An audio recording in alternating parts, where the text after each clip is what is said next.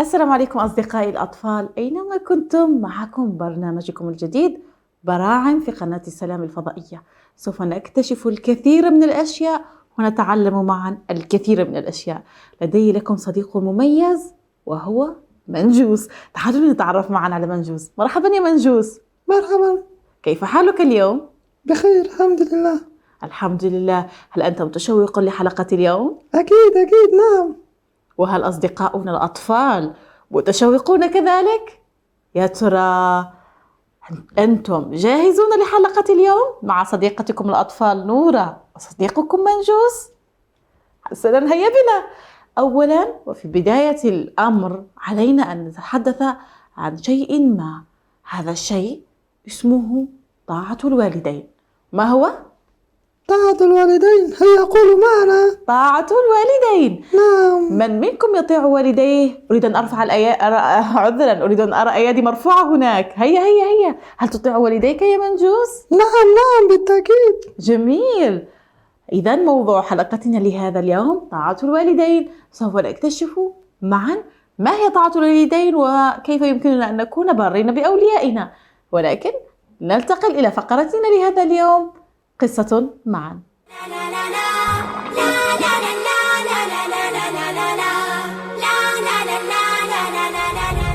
مرحبا بكم مجددا يا أعزائي الأطفال في فقرتكم قصة معا. قبل أن نذهب إلى هذه الفقرة المميزة والمشوقة جدا، لأننا سنحكي لكم قصة مميزة مثلكم أنتم، ولكن لدينا ضيف رائع آخر. هذا الضيف اسمه محمد. مرحبا محمد. مرحبا. كيف حالك؟ الحمد لله، وأنت كيف حالك؟ الحمد لله. ممكن تعرف بنفسك لأصدقائي الأطفال؟ مرحبا، أنا محمد. كيف حالكم؟ هل أنتم بخير؟ كيف أخباركم؟ كم عمرك يا محمد؟ ماذا تدرس؟ 10. ما شاء الله. ماذا تدرس؟ أدرس في أي صف؟ في الصف الرابع. جميل جدا. هل تطيع والديك يا محمد؟ نعم. دائما؟ نعم. جميل، ما شاء الله عليك، شطور يا محمد. دعونا يا أعزائي الأطفال أحكي لكم قصة عن طاعة الوالدين. كان يا مكان سالف العصر والأوان، كان هناك صديقان، باندا وبطريق، دائما ما يحبان أن يلعبا معا ويشاغبا معا ويعيشا مغامرات كثيرة معا. ولكن هذه المرة سنتحدث عن باندا. ماذا يفعل في البيت؟ يا ترى؟ ذات يوم استيقظ باندا كعادته وذهب ليساعد أمه، ولكنه تململ قليلا وقال: لقد شعرت بالتعب، لدي أمور أخرى أريد القيام بها. وظل يفكر: كيف أخبر أمي بأنني لا أريد مساعدتها؟ وفي ذلك اليوم طلبت منه والدته أن يأتي لمساعدتها في المساء، لكنه رفض وقال: لا أريد أن أساعدك. ذهبت والدته لأبيه لتخبره أن باندا لا يريد أن يساعدها في أعمال البيت. حينها ناداه والده، قال له: تعال، لماذا لا تريد أن تساعد أمك؟ فقالوا له: هكذا، لا أريد أن أساعدها ولا أريد أن أساعد أحدا، دعوني وشأني. انتبه أبوه إلى رد فعله فقال له: إذا تريد هذا لك ذلك، لا أحد سيساعدك في تنظيف غرفتك ولا أحد سيقوم بأعمالك، لأنك لا تريد أن تقوم بأعمالك داخل البيت. ترك له والده حرية قراره. ذهب يوم ثم يومان ثم 3، فإذ بباندا يجد غرفته فوضوية كثيرا ومتسخة، ملابسه كذلك، هناك الكثير من الأشياء التي ضاعت منه في غرفته. لم يجد أين وضع دفاتره ولا أين وضع كرة القدم الخاصة به. قد تاهت بين تلك الفوضى، تخيلوا ذلك. ثم ماذا حدث؟ حدث ذلك بعد أن ذهب إلى والدته ووالده يعتذر لهما عن عدم طاعته لهما، وقال له: يا أبي، أنا أعتذر لأنني لم أساعد والدتي. واعتذر لوالدته أيضا، ثم أخبرهم: إنني كنت أريد أن أمارس كرة القدم لأصبح لاعبا مشهورا في المستقبل، وأصبح كذلك ماذا؟ شخصا يقال له: انظروا إلى اللاعب فلان، إنه لاعب ماهر حقا. لذلك أردت أن أخذ أكثر من الوقت في لعب كرة القدم وممارستها لأصبح لاعبا مشهورا. تبسم والده قليلا ثم قال له: دعني أخبرك، حينما تطيع والدك ووالدتك وحينما تنال رضاهما تأكد من شيء واحد يا صديقي، إنك سوف تنال رضا الرب وطاعته أيضا بطاعة والديك. وحينما ترضى عنك والداك وأمك وأبوك تأكد أن كل أحلامك سوف تتحقق وتتيسر بحول الله. توتة توتة خلصت الحتوتة. كيف أتتكم القصة يا أطفال؟ نعم. وأنتم أيضا؟ نعم نعم، جميلة جميلة؟ نعم. عجبتكم؟ نعم. حسناً. من يخبرني بماذا استفاد من القصة؟ أريد أن أرى أيدي مرفوعة هنا. ها؟ أنا هنا نرى صديقنا منجوس. بماذا استفدت من القصة يا منجوس؟ استفدت أنني لابد أن أطيع والدي في كل أوقاتي. جميل. وماذا أيضا؟ لابد أن أساعد في البيت في النظافة وفي نشر الملابس وفي كل شيء مع والدتي ومع والدي. جميل جدا، أحسنت يا منجوس. وهل تفعل هذه الأشياء في بيتك مع والدتك؟ نعم نعم بالتأكيد، أساعد أمي في نظافة البيت. جميل جدا، أحسنت يا منجوس. وماذا عنك يا محمد؟ إنه إذا أنت لا تسمع والديك فأنت قاعد تخليك تخسر يعني أكتر شيء في الدنيا. يعني إذا ما كان في شيء في الدنيا اسمه أم وأب، يعني ما كنت تقدر تجي. جميل. وحينما نطيعهما ماذا سيحصل لنا؟ سيحصل إنه يعني نطمئن إنه في أم وأب تحمينا، أبو يحمينا، يجيب لنا أكل من برا، وأمنا تطبخ لنا أكل. جميل. يعني بدونهم ما نقدر نسوي أي شيء. صحيح. وعلينا أن نساعدهم من أجل أن ننال رضا الله، لأن رضا الله برضا والدينا عنا، أليس كذلك؟ نعم. صحيح. وكل أحلامنا وأهدافنا التي نريدها في الحياة سوف تتحقق، سواء أردنا شوكولاتة أو أردنا حلما كبيرا مثل حلم باندا وهو لاعب كرة القدم المشهور، أليس كذلك؟ نعم. وأنتم أيضا يا أصدقائي أخبروني، هل حقا أنتم تطيعون والديكم؟ ولماذا يجب عليكم أن تطيعوا والديكم؟ أنا أنتظر في جوابكم. حسناً. دعونا نسأل أيضا منجوس، هناك الكثير من الأشياء التي تحصل للأطفال الذين لا يطيعون والديهم، هل يمكن أن تخبرني بها؟ نعم. ستكون ولدا عاقا. يا إلهي، وما هو الولد العاق؟ ما معنى هذا؟ هو الذي لا يطيع والديه ولا يسمع كلامهما. يا إلهي، هل يغضب والديه ثم يغضب الله عنه؟ بالتأكيد. ولن يتوفق في حياته. في حياته. تخيلوا ذلك يا أطفال، لن يكون هناك توفيق ولن يكون هناك أحلام تتحقق إن لم نطع والدينا وإن أغضبناهما عنا، لأن الله سيغضب عنا، أليس كذلك؟ نعم نعم بالتأكيد. حسناً. كيف سوف نرضي الله عز وجل؟ يا منجوس، كيف سنرضي الله عز وجل؟ أكيد بطاعة والدينا وسماع كلامهما، أليس كذلك يا محمد؟ نعم. أحسنت. وهل لديك قصة يا محمد تخبرنا عنها حينما حصل لك وأطعت والديك؟ في أي موقف حدث؟ نعم. أخبرنا. الآن كنت قايم، أول ما قمت كانت غرفتي يعني كانت مو مرتبة، وكل أغراضي يعني كانت ضائعة، وكل ملابسي كمان كانت موسخة. الحين يوم أنا كنت قاعدة أنظف مرة تعبت. الحين قلت لأمي أو أختي، قلت عادي تساعدوني. أمي قالت لي طيب. بعد ما قالت لي طيب يعني ساعدتني في الترتيب وساعدتني في إني ألقى أشياء الضائعة. بعدين بعد ما خلصنا أمي قالت لي يعني ما راح تشكرني عشان سويت لك، يعني ما راح تشكرني عشان ساعدت لك. الحين أنا قلت لها أصلا ما يحتاج الشكر، أصلا أنت دائما لازم يعني أنا أشكرك. ما شاء الله ما شاء الله، أحسنت. فكرة جميلة أن دائما أنك تشكر والدتك وتقول لها شكرا يا ماما لأنك تساعديننا، شكرا لتواجدك في حياتنا، شكرا لدعمك المستمر ولعملك الشاق والمجد الذي تقدمينه لنا. أحسنت يا محمد، قصة جميلة جدا. ماذا عنكم يا أطفال؟ هل هناك موقف ما حدث لكم ورأيتم أنكم فعلا قطعتم والديكم فيه؟ خبرونا ونحن ننصت لكم، تأكدوا من ذلك. حسنا، إذا بعد هذه القصة التي انتهت وبعد فقراتنا توتة توتة خلصت الحتوتة، ما رأيكم أن نذهب إلى فقرات أخرى يا أطفال؟ تشوقون؟ وأنتم أيضا؟ نعم. حسنا، لنذهب إلى فقرة أخرى، ولكن دعونا نتعرف عن باقي فقراتنا خلال الحلقات هذه والحلقات القادمة أيضا. هناك فقرات عديدة مثل فقرة نتحدى معا، هناك فقرة أيضا مثل ماذا يا منجوس؟ فقراتنا موجودة عندنا، ما هي المفاجآت التي نجهزها لهم؟ هنالك قصة معا. وماذا أيضا؟ ولنتعلم.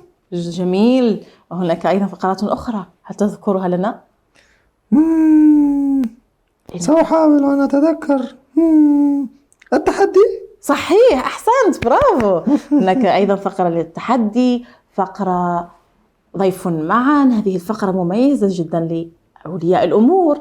لدينا أيضا المبدعون والأطفال الذين لديهم كثير من المواهب، سنعرضها معكم لنكتشف كل مرة موهبة مميزة منكم أنتم يا أصدقائي الأطفال. حسنا، هناك الكثير من الفقرات سوف نكتشفها معا خلال بقية الحلقة والحلقات القادمة. إذا نترككم مع فاصل وسوف نعود بعد قليل. لا تذهبوا بعيدا.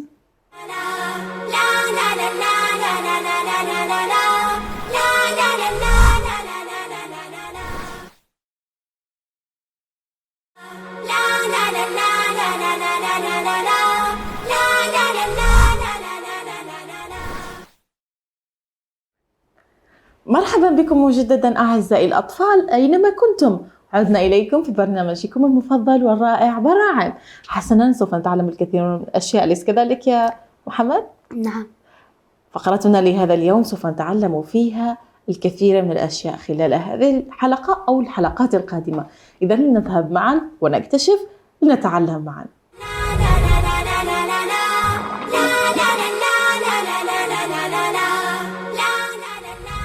في هذه الفقرة يا أطفال سوف نكتشف الكثير من الأشياء، وهذه المرة سوف نتعرف على شيء ما فقط بمجرد هذه الورقة. تخيلوا، ورقة واحدة يمكننا صناعة بها شيء مميز. أكيد. حسنا، هل أنت متشوق يا محمد؟ نعم. وماذا عنك يا منجوس؟ نعم، متشوق جدا. وماذا عن أصدقائي الأطفال خلف الشاشة؟ هل الجميع جاهز؟ ما رأيكم أن تجهزوا ورقة مربعة الشكل نفس القياس في الطول والعرض؟ حسنا، جميعا يجهز ورقة ويجهز أيضا مجموعة من أقلام التلوين. هذا ما نحتاجه فقط. سوف نتعلم فن طي الورق وسنطوي أرنبا. سنشكل من هنا أرنبا. حسنا، هيا بنا. تفضلي محمد، أريدك تشاركني في هذه الفقرة. وماذا عنك يا منجوس؟ هل تريد أن تشارك؟ سأشاهد فقط، لكن أيها الأطفال كلكم اذهبوا واحضروا الأوراق. هيا. حسنا، الجميع أحضر أوراقه، أليس كذلك؟ أول شيء نحتاج إلى ورقة كما أخبرتكم. هل أنت جاهز يا محمد؟ ونحتاج أيضا إلى الألوان. نفترض أن هناك مجموعة من الألوان. هذه الألوان التي نحتاجها، أي لون تحبون وأي لون تشاءون. أول خطوة سوف نقوم بها هي تجهيز هذه الورقة وطيها. انظروا كيف سوف أطويها. حسنا، نبدأ. بسم الله. أول شيء سوف نطويها على كأنها مثلث. تمام. الجميع يطويها بحذر وبهدوء هكذا. نضغط عليها هنا.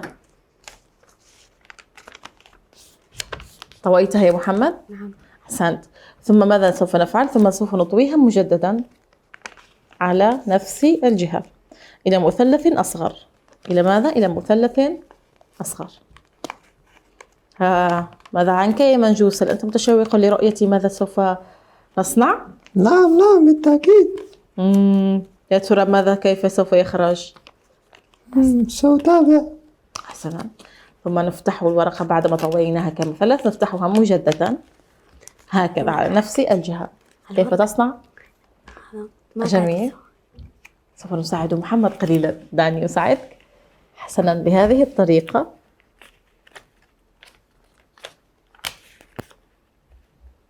هكذا يا محمد، قوموا بطيها.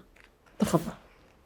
أحسنت، ساعدنا محمد قليلا. ثم نفتحها مجددا هكذا، لنحاول أن تقوم بطيها تقريبا 1 سنتيم هكذا، من نفس الجهة، من نفس الجهة نطويها مجددا.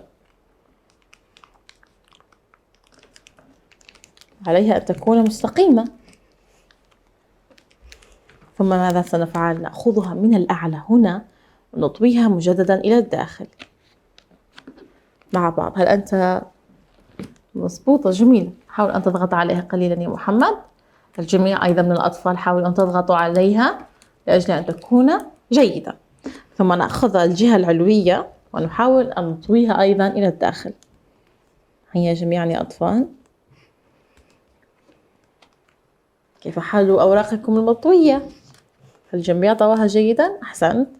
ثم سوف نحاول أخذ هذه الورقة، هذه الجهة فقط، نأخذها هكذا ونقوم بطيها إلى المنتصف، إلى هذا المنتصف بهذه الطريقة. انظروا دائما حينما أطوي أقوم بماذا؟ بالضغط على الحواف لأجل أن تكون الطية صحيحة. نحاول أيضا أخذ الجزء الثاني بنفس الطريقة هكذا ونقوم بالضغط عليه مجددا. نضغط مجددا كي تستوي الأوراق. انظروا بدأ يظهر الأرنب، أليس كذلك؟ انظروا جميعا، انظروا جميعا. هل انتهينا؟ لا، لم ننتهي بعد. دعونا نرى أين وصلت يا محمد. هل أساعدك قليلا؟ طيب حسنا، دعني أساعدك قليلا. أحسنت، إنها رائعة. انظر كيف أبدعت فيها، جميل. والآن خذها هذه، ضغطي أولا هكذا يا محمد، تمام، من هذه الجهة هكذا نطويها. ثم نأخذ هذه الجهة ونطويها بهذه الطريقة على هذا المنتصف. بهذه الطريقة نكون ماذا فعلنا؟ قد جهزنا الأرنب. ثم يتبقى الكثير، نحاول طيها من الأسفل لأن فكه ليس بهذه الطريقة. لا يمكن أن نصنع أرنبا فكه طويل هكذا. نحاول الجزء السفلي نطويه إلى الأمام أو إلى هنا، إلى هذه الجهة هكذا. نحاول طيه هكذا، حاولوا أن نجعله بهذه الطريقة، وهكذا نكون قد صنعنا أرنبا. إذا صنعنا بهذه الطريقة نكون قد صنعنا أرنبا. نحاول الآن أن نرسم معالمه ونشكل وجها له. هل أنت تمام؟ أرى جميل يا محمد، لكن يكون الطوي إلى الداخل، إلى الجهة الخلفية. انظروا إلى ما صنع محمد. أحسنت، انظروا إلى أرنبي وانظروا إلى أرنب محمد. انظروا إلى هنا، جميل أليس كذلك؟ أبدعنا، أحسننا. تفضل، أريد أن أرى إبداعاتكم يا أطفال أيضا. ثم ماذا سوف نفعل؟ نأخذ قلما، دعني أعطي قلما إلى، اختر يا محمد أي لون تريد. ثم نضع له أنفا لسيدي أرنب.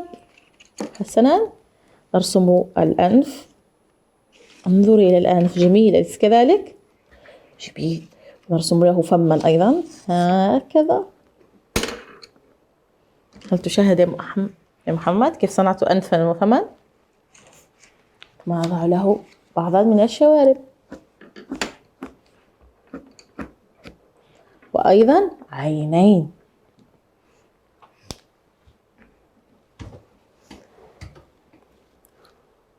هل يوجد أرنب بدون عينين؟ لا، يوجد لكل أرنب عينين. ونضع أيضا له هنا في الأذن بعضا من الإطار كي يصبح له أذنان. دعني أرى ماذا صنعت يا محمد. هل يمكن أن تلونه وترسم أيضا أنت أرنبا؟ نعم. دعني أرى.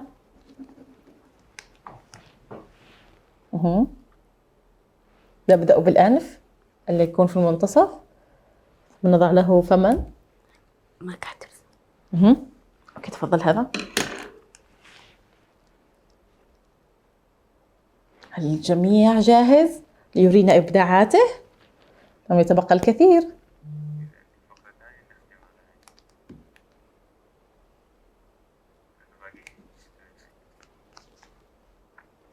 حسنا، أحسنت يا محمد. أحسنت يا محمد، رائع.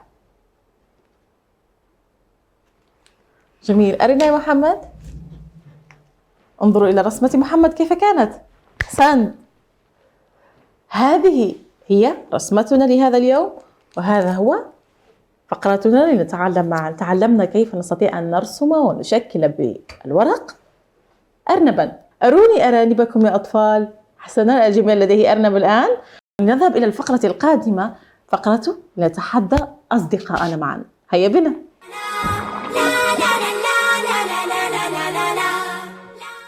مرحبا بكم في هذه الفقرة المميزة، تحدي. الجميع مستعد؟ الجميع سوف يتحدى. حسنا، هل أنتم جاهزون؟ نعم جاهزون. منجوس متأكد؟ أكيد. محمد متأكد؟ نعم. هل أنتم جدها؟ أيوة. نعم بالتأكيد. حسنا، سأفوز عليك يا محمد. من سوف يفوز في هذه الفقرة؟ أنا بالتأكيد، أليس كذلك؟ لا أدري. هل أنتم تقولون أن منجوس هو الفائز في هذه الحلقة أم محمد؟ من يا ترى؟ الجميع سوف يخبرنا. أنا لا أسمعكم يا أطفال. منجوس أم محمد؟ منجوس أم محمد؟ هيا شجعوني يا أطفال. منجوس. يلا، أو قولوا محمد. هيا.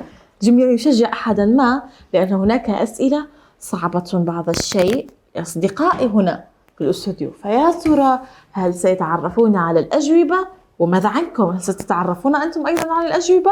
دعونا نبدأ بالسؤال الأول. أول سؤال يقول لمن؟ هذا السؤال الأول. السؤال الأول يقول لمحمد. أنت أول واحد يا محمد. ما هو لون البحر؟ إنه الأزرق. متأكد؟ نعم. متيقن؟ نعم. هل تريد أن تعيد في التفكير يا محمد؟ آخر إجابة. البحر هو لونه الأزرق.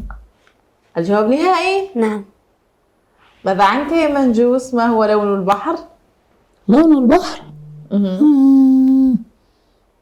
لون البحر. أنا أريد من الأطفال من يمكن أن يغششني؟ لا، أطفالنا هنا لا يغششون، لكنهم سوف يحاولون أن يكتشفوا ذلك بأنفسهم. هل عرفتم الجواب؟ أريد أن أسمع جوابكم أنتم أيضا. يا ترى ما هو لون البحر؟ من عرف الجواب؟ محمد يقول الأزرق. وماذا عنك يا منجوس؟